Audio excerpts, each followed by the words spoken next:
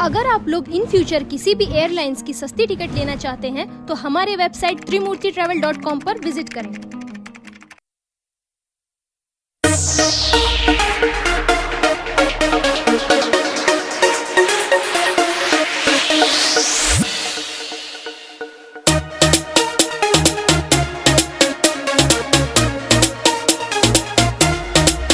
रोज मेरे गली में ये स्टाइल झाड़ते हो,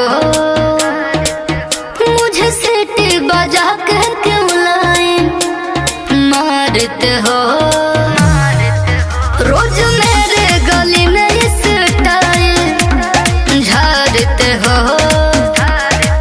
मुझे सीटी बजा के क्यों लाइन मारते हो।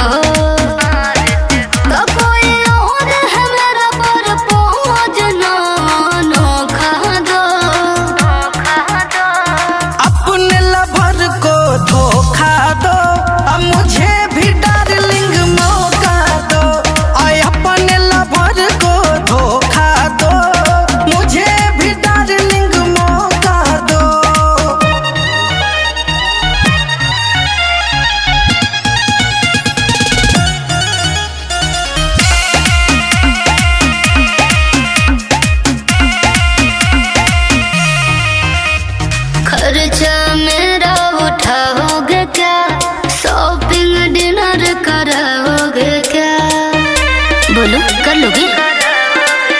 भूल जाई भूल भरवा के अपना प्यार दे देंगे